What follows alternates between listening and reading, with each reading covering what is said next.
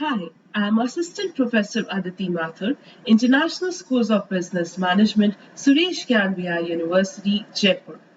And in today's video lecture, we'll be learning about different types of cost.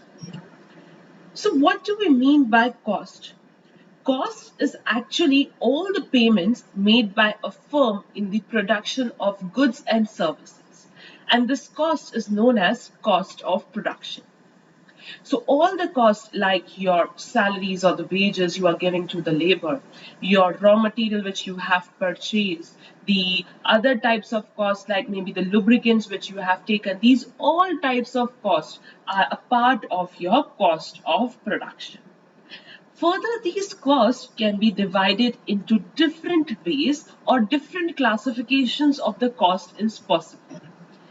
So few of the different types of cost which we have to study in this lecture is fixed cost, variable cost, total cost, average cost, marginal cost, explicit cost, implicit cost, real cost and opportunity cost. And these all costs are very important to understand. So let us just start by first understanding what do we mean by the fixed cost, or which is also known as TFC. So as the name itself says, fixed cost, the cost which is fixed in nature. That means that this cost will always incur. This cost cannot be removed from your production process, or even if you are not conducting any production activity, this cost is a part of your expense. So, what are the examples of these costs? The common examples are the rent, manager's salary, interest payments on loan. Even if you don't produce anything, even if you don't provide even a single service, you have to pay the monthly rent or the yearly rent. Same is with the manager's salary. Even the companies, when they don't earn any good amount of profit, they have to pay to the managers the services which they have given to the company has to be rewarded. So the salaries to the managers, the wages to the laborers, they all have to be paid. The interest payment on the loan, even if a single unit has been not sold in the market, the goods are not at all earning any of the profits which you were expecting. The firm is not working as per your expectation.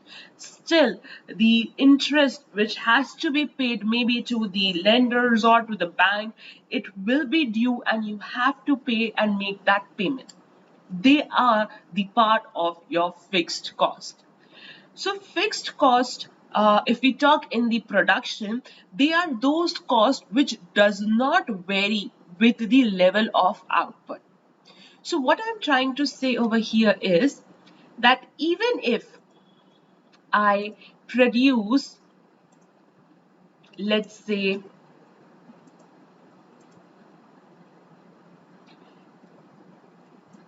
this is my output level, and I am comparing my TFC, which is the total fixed cost with it. So even if my output level is 0, I am going to incur some amount that is your fixed cost. Let us just take an example and assume it to be 500 rupees, right? And even if I produce 1 unit, my amount will be same. It will not change. It will be still 500. As my outputs increase, the amount will be the same. Why? Because it is fixed cost. The company or the bank does not want to know that how many units you have produced or how many sales you have made in a particular month or year. They just care about the interest. Even if you produce 0 output, or you produce 500 output, or you produce 1 lakh or 1 unit itself, but you have to pay that fixed interest charge, right? So that is why our total value of total fixed cost does not change even your output levels change, right? So what is fixed cost? The cost of production that does not or do not vary with the output. They stay the same regardless how many goods are produced. The few examples are even if we talk about the security payments which you do, the payment to the security guard, they also become a part of your fixed cost, because the security guard, that men standing outside your factory or looking on the CCTV cameras, that team does not care that how many units you have produced. Their monthly payments or the wages or the contract amount is fixed, and it becomes a part of your fixed cost. Now let's talk about the variable cost. So the another term in the cost is your variable cost. As the term itself says, variable, that means that it varies. And on what ground it varies? It varies with the level of output, with the level of production. So let us just take an example again.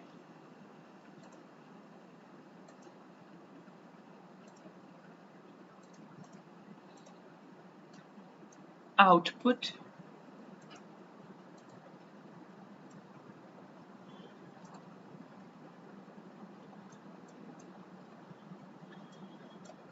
and variable cost, which is also known as VC. So when I have 0 units, I will not have the variable cost, or it will be equal to 0. Why?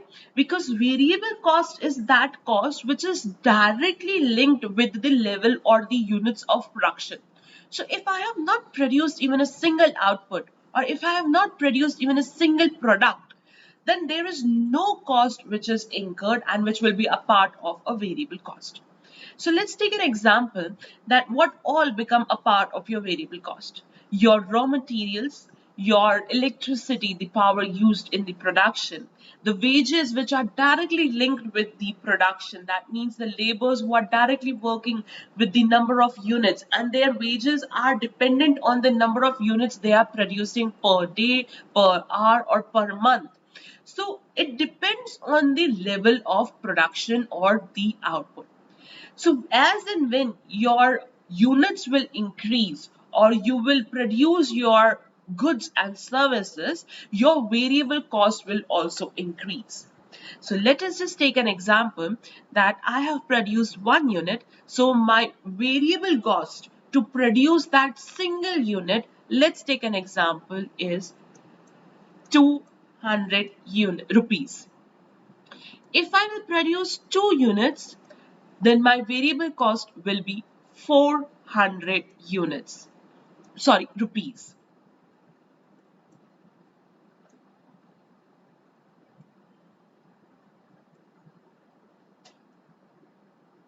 So it will be 400 rupees. For 3 units, it is going to be 600 rupees. So can you just see a link between the increase in the output and increase in the variable cost? Yes, the per unit cost of variable cost is same. It's constant. That means that if I am producing 1 unit, it is 200 rupees per unit. And this is variable cost per unit. So how do we calculate variable cost per unit? It is the variable cost divided by the number of units, and you get your variable cost per unit. So let's take an example for the level 2 or output 2. Then it is 400 divided by 2, which is equals to 200. For 3, it will be also 200 per unit. So one point which is clear till this video is that the variable cost in total increases as the level of output increases, but in per unit term, it becomes constant, or it is same. But whereas if we talk about the fixed cost in total amount remains same. See, in totality it is same. But when we will calculate it per unit, let us just calculate the fixed cost per unit. So it will vary. It will be 500 and then 250. Right? And I can even say as my units of production or my units of output will increase, my total fixed cost will reduce when it will be calculated per unit. Right? So that is what is one of the difference which we have to learn over here, that fixed cost in total remains same, but per unit it differ or it varies as the unit of output changes. But variable cost in total varies. See, this is the total variable cost. It is varying 200, 400, 600. But per unit, it is same, it is constant. So the cost of production that varies directly with output is your variable cost. If more goods are produced, then the costs are likely to go up. Examples which we have discussed is your raw material, electricity, power used in production, wages linked to production.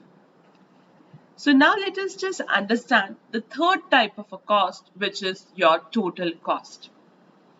So as the word says total, that means it is a sum of two variables or three. But over here in total cost, we say that the total cost of production is equal to summation of fixed cost and variable cost. So over here we have a equation or a formula, that is total cost TC is equals to total variable cost plus total fixed cost. Let's take an example and understand. A car manufacturer has following cost. It makes 10 cost a week. Rent is 1000 per week. Salaries is 1000 per week. Interest is 500 per week. Material is 100 per car. Wages is 50 rupees per car, and power, that is your electricity or the diesel, whatever the powers or resources is being used, it charges to 100 per car.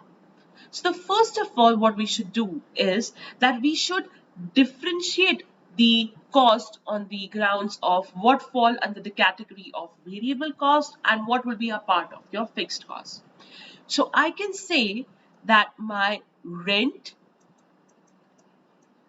my salaries and my interest are part of fixed cost, whereas my wages, material and power are part of variable cost. So first of all, we will calculate the total fixed cost. So we are calculating per week, so that's why our variable cost will be 1000 plus 1000 plus 500, which is rupees 2500. And now let us just calculate the variable cost. So first we will calculate the variable cost for materials.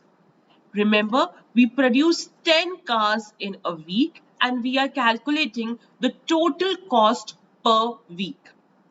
So that is why our material consumed will be 100 into 10. Same goes with the wages. It will be 50 into 10. And for the power also, it will be 100 into 10. When you will solve it, you will come to know that your variable cost is also 2500. And your total cost will be summation of your fixed cost and variable cost, which will be equal to 2500 plus 2500, which is 5000 rupees. So now let us just understand what do we mean by average cost. As the term itself says average, That means that we are going to calculate the average of total cost. That means it is a cost which is equal to the total cost divided by the number of goods produced. Let's take an example. Output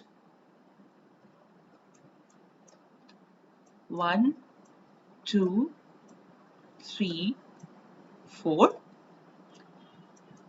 Total cost, let's take it to be 100, 200, 300, 400.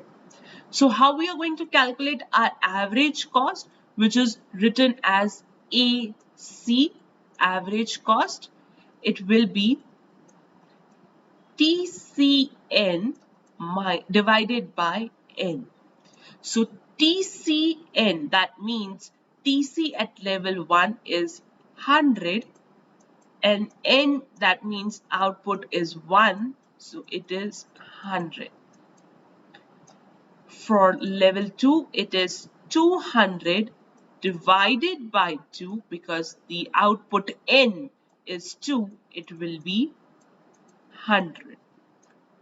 For level 3, it is 300 divided by 3, again 100. And for the fourth level also, it is going to be 100. In this example, the AC is coming to be same at every level, but in practical life, it will change. So I do hope that we have now understood how to calculate average cost, that is TCN divided by N. So you can just note down the formula, that is average cost is equals to total cost divided by N. Right? So now let us just understand the marginal cost. So the marginal cost is the cost of producing an extra unit. So as the term itself says marginal, marginal means extra. So the cost which is incurred to produce an extra unit of output is known as the marginal cost. Let's take an example. If the total cost of 3 units is 1,550, that means at 3 unit it is 1,550, and total cost of 4 units is 1,900, the marginal cost at 4th unit is 350. That means to produce 1 unit extra, you have incurred 350 rupees of cost extra, and this extra cost incurred so that we can have 1 extra unit of output is known as your marginal cost. So marginal cost is a cost of production of producing a 1 extra unit of output. And the formula for the marginal cost is equals to TCN minus TCN minus 1. That means the previous total cost. So in this, it will be TC4 minus TC3. Why? Because 4 minus 1 is 3. And we have calculated the marginal cost at level of 4 units. Before we move ahead, let me share with you few more points related with your variable cost and your marginal cost. So now let us just understand how the variable costs are shown or depicts on the graph. So this is your graph. Over here we have x-axis, y-axis. On x-axis we always have output On y-axis, we have our variable cost, which is in rupees, and it is in units.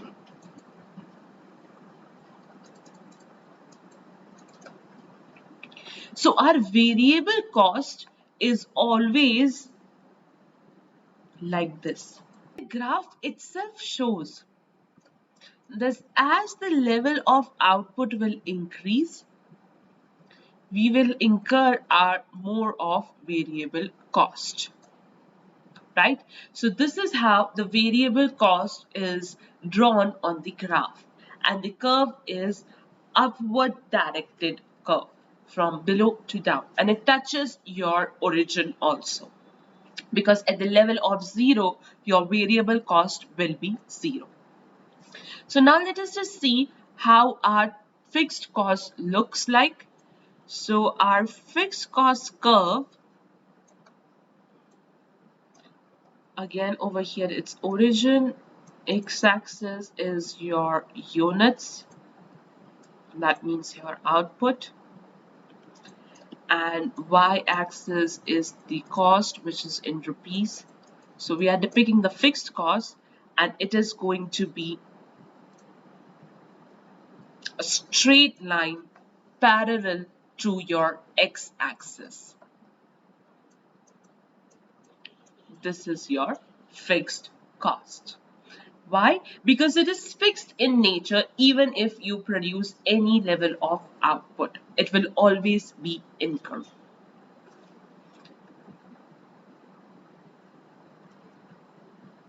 So now let us just see how our total cost looks like.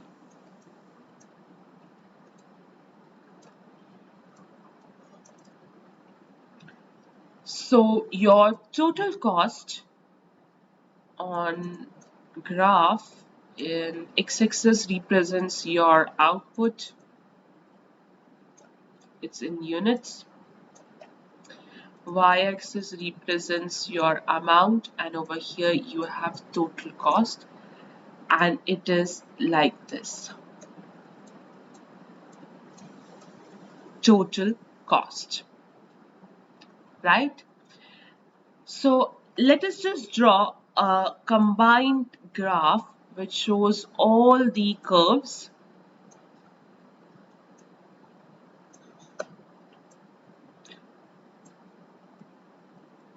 Output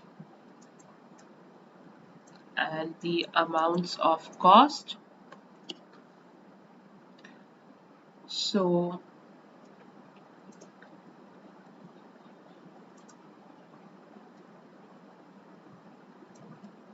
this is your fixed cost.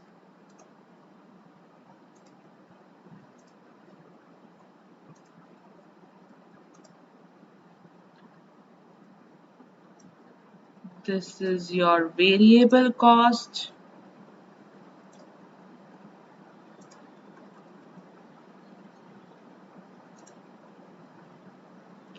And this is your total cost.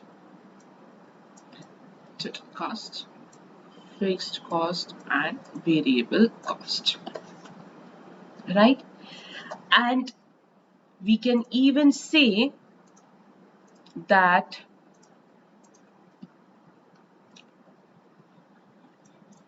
TC is equals to VC plus FC, right?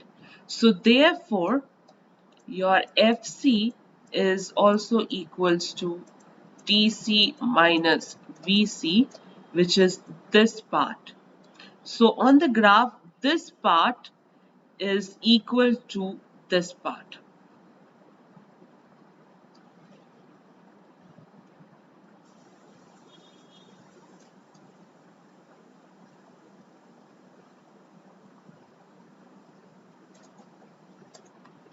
Right? So now we know that what do we mean by total cost, variable cost, fixed cost, average cost and marginal cost, and how our total cost, variable cost and fixed cost looks on the graphs.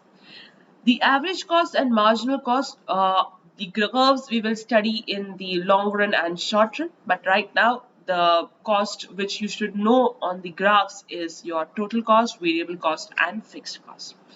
So now let us just study the different type of cost, and that is your explicit cost. So the explicit cost is also called as your money cost or accounting cost. Your explicit cost represents all such expenditures which are incurred by an entrepreneur to pay for hired services or factor of production and in buying goods and services directly.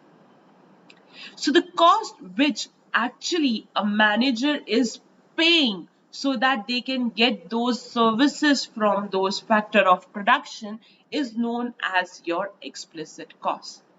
They are those expenses which the firm's manager manages and take into the account by paying it to the factors of production.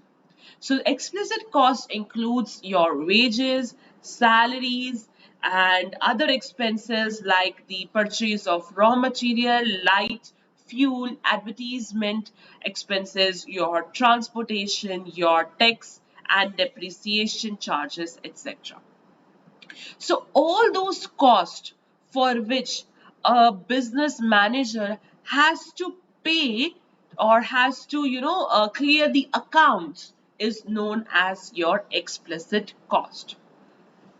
Now let us just discuss the implicit cost. The implicit costs are the imputed values of entrepreneurs' own resources and services.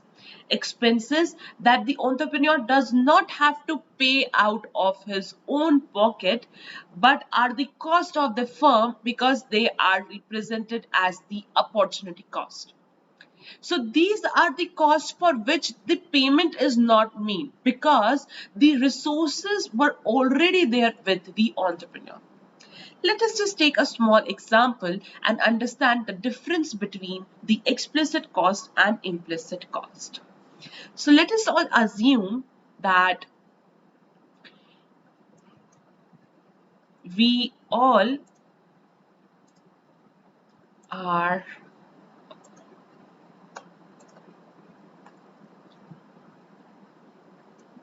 a part of PLQ company,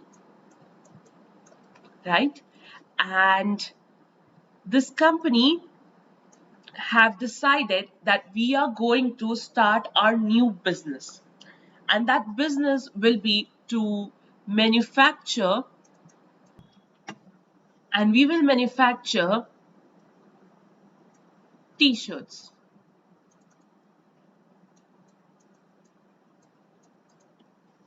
right? So already we have few resources with us, like we have uh, our factory, so we don't have to arrange for an area, or we don't have to get it from some other person. We already have a factory, right? So we don't have to pay any rent. So the amount of rent which we are not paying is your implicit cost, because this resource, this land, this factory is already with us. Otherwise, we had to pay it to someone else and get it that place from our name, and then we had to manufacture our product. So this is what? This is your implicit cost, the rent, the amount which you have not paid out of your pocket because the firm was already having this resource, this piece of land, this factory was already a company's factory, and because of which we have not paid any rent, and that is why it becomes like our opportunity cost or our implicit cost. We have not made any payment for this cost. But the materials which we have purchased, like the cotton, cloth, your threads, your needles, your labels, your packaging material, right? these all are the costs for which you have paid, because these were not owned by the organization. You have went into the market, had a word or an agreement with the suppliers, and then they are supplying you and you are paying back to them, right? So this is what the cotton, cloth, the threads, needles, the labels, packaging costs, which are not owned by the organization, they become part of your explicit cost. That means you have to pay them from your pocket. So the cost for which you are doing payments are your explicit cost, and the cost for which you are not making any payments, they are like your opportunity cost, they are your implicit cost. So let us just take one more example.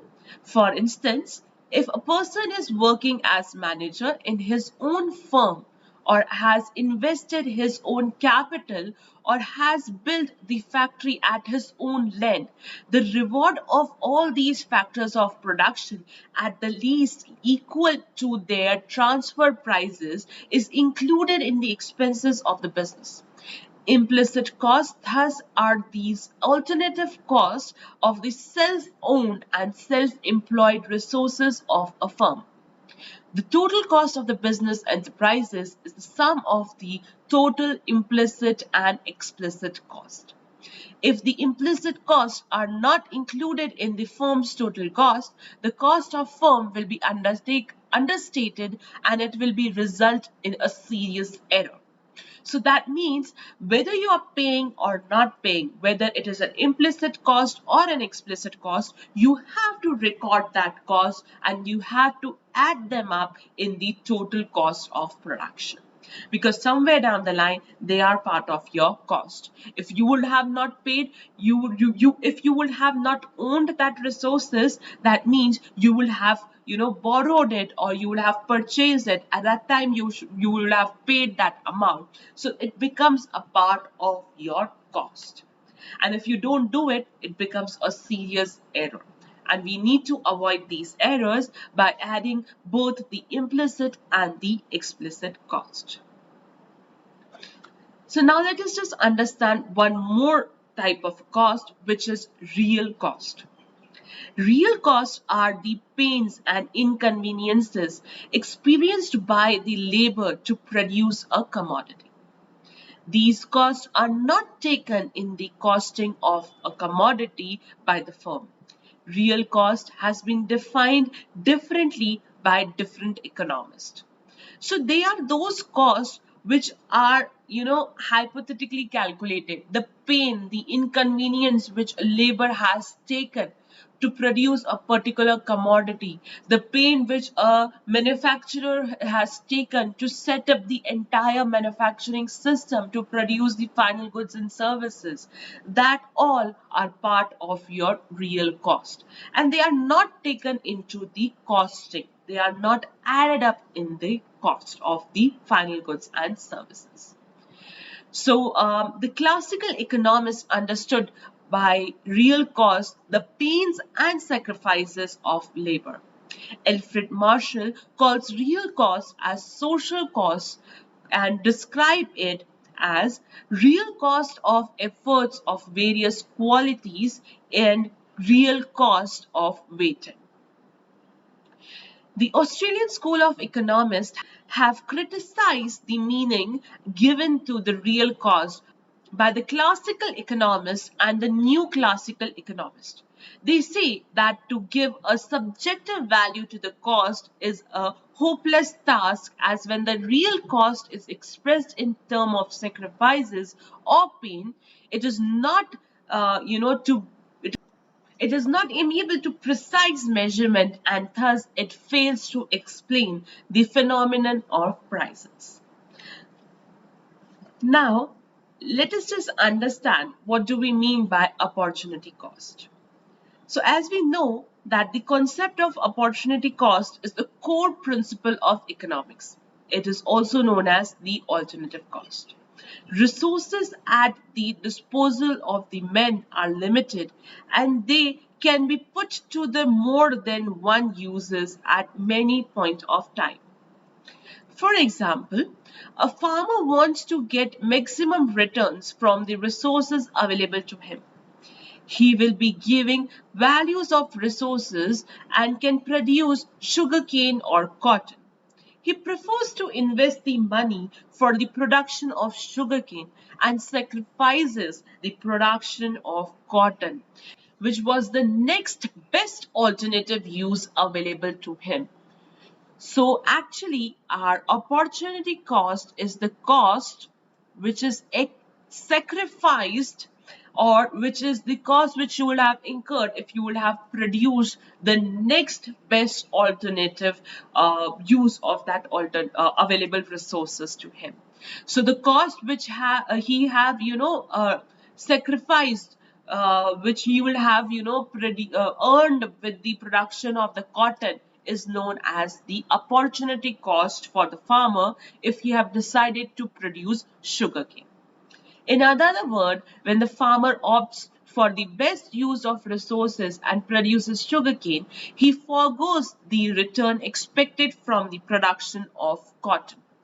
The value of the best alternative foregone when the alternatives is chosen is called opportunity cost.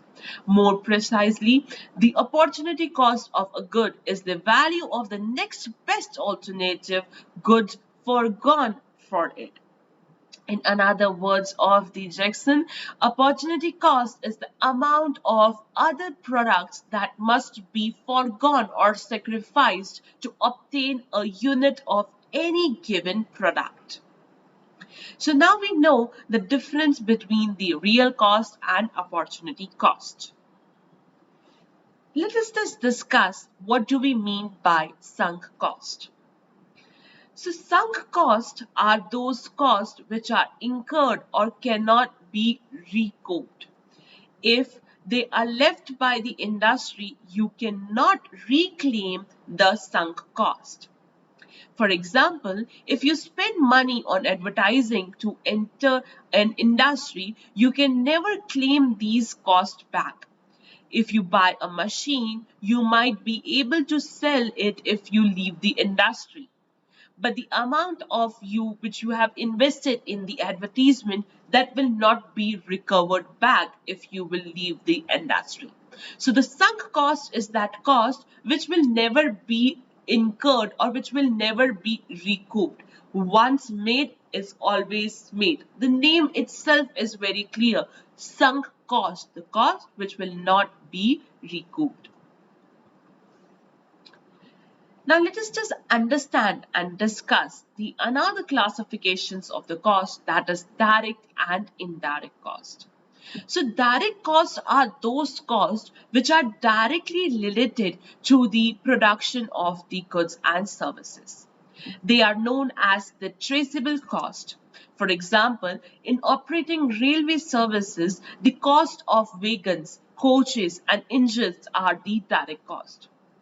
In other words, direct costs are those which are directly and definitely identifiable.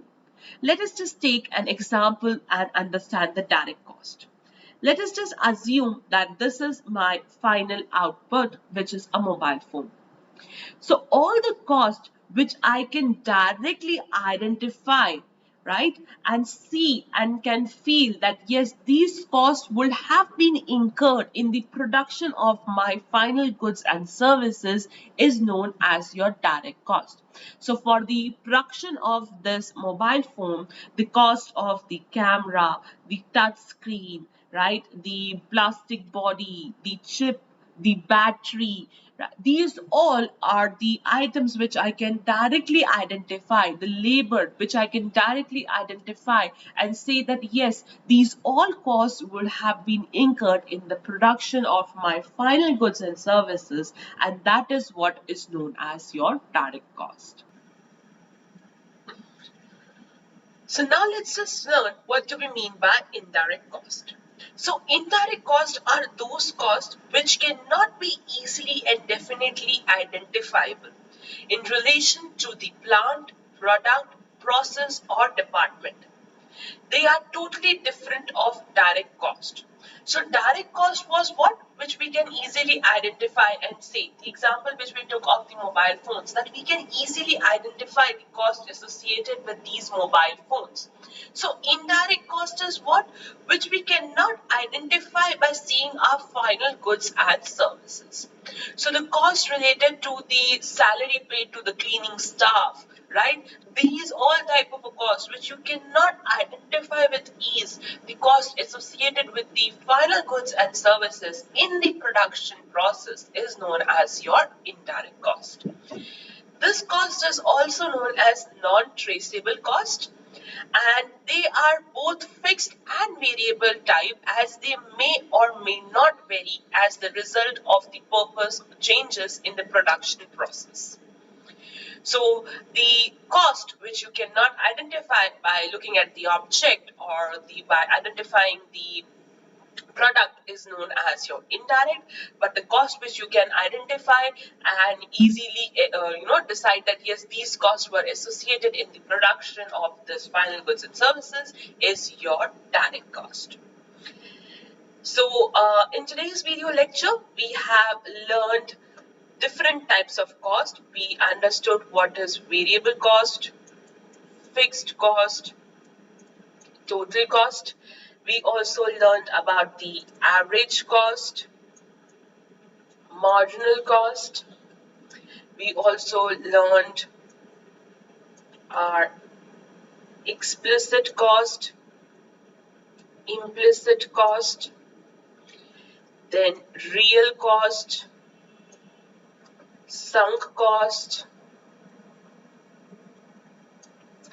and we also understood the direct cost and indirect cost. So now let's just have a quick revision of this video lecture with the help of the 10 MCQ questions. So the first 2 MCQ questions are on your screen.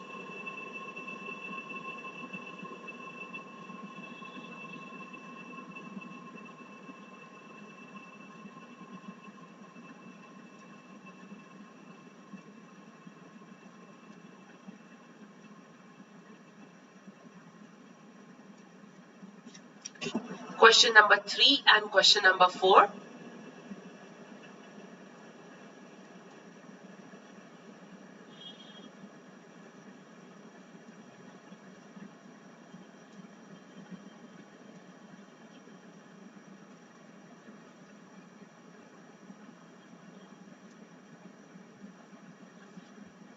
Question number 5 and question number 6.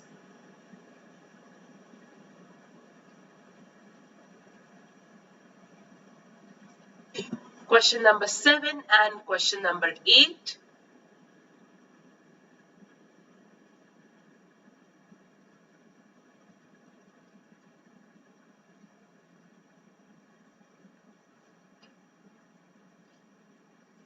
In the last 2 MCQ question of this video lecture, that is question number 9 and question number 10.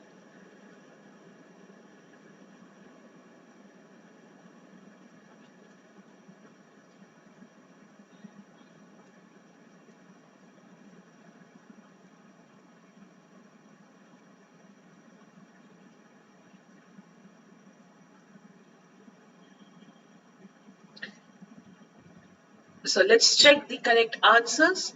For question number 1, the correct answer is option D, cost of foregone opportunity. For question number 2, it's option B, starts falling. Question number 3, it's option D, AFC is equals to TFC divided by TU.